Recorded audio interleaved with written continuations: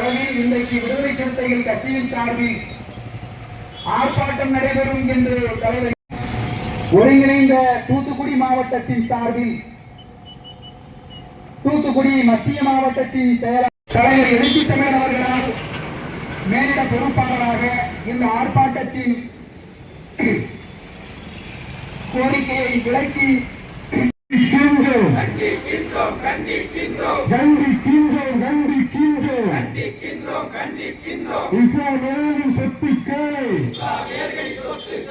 இஸ்லாமியர்களின் சொத்துக்களை கண்டிக்கின்றோம். விடுதலை சிறுத்தைகள் கண்டிக்கின்றோம். பாசிச அரசு, பாஜக அரசு திரும்ப பேரு வகுப்பு திருத்த சட்டத்தை கண்டிக்கின்றோம். பாசிச தாக்குதலை வன்மையாக கண்டிக்கின்றோம். பாஜகவின் பாசிச தாக்குதலை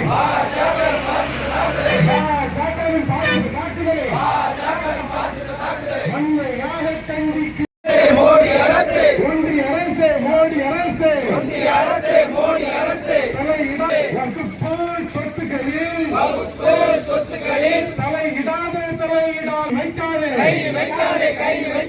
இஸ்லாமியர்களின் இந்தியாவின் ஒற்றுமையை தேசத்தின் ஒற்றுமையை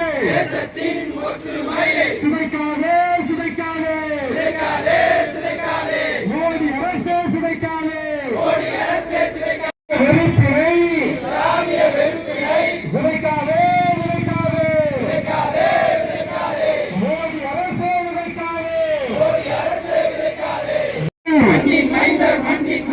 இஸ்லாமியர்கள் மண்ணின் மைந்தர்,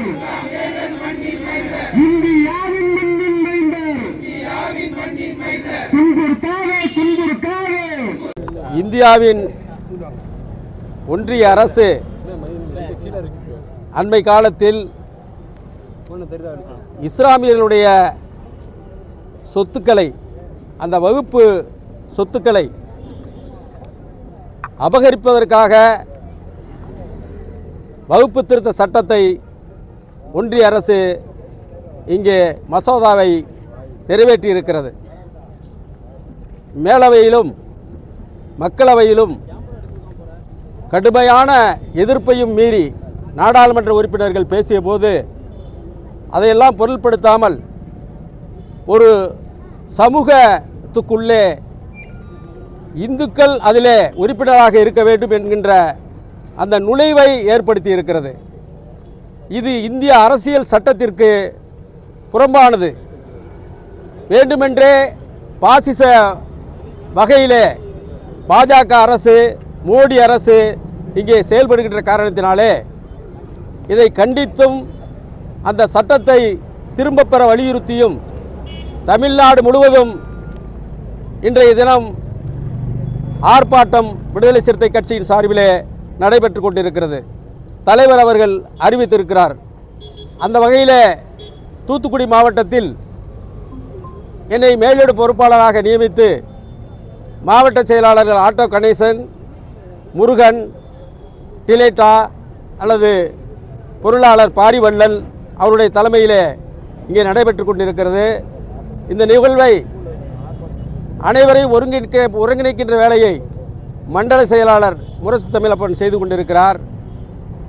இன்று தோழமை இயக்கங்கள், இஸ்லாமிய தோழமை இயக்கங்கள் அனைவரும் இங்கே கலந்து கொண்டு உரையாற்றவிருக்கிறார்கள். ஆகவே இந்திய அரசு உடனடியாக இந்த வகுப்பு திருத்த சட்டத்தை திரும்பப் பெற வேண்டும். திரும்பப் பெறவில்லை என்று சொன்னால் இன்னும் அதை கடுமையாக போராட்டங்களை நடத்துவதற்கான முயற்சியை மேற்கொள்வோம். தலைவர் அவர்கள் அறிவித்தபடி இந்த சட்டத்தை எதிர்த்து உச்சநீதிமன்றத்திலே வழக்கு தொடர்வ இருக்கிறோம். அதை தொடர்ந்து வெற்றியும் காண்போம் என்பதை தெரிவித்துக் கொள்கிறோம்.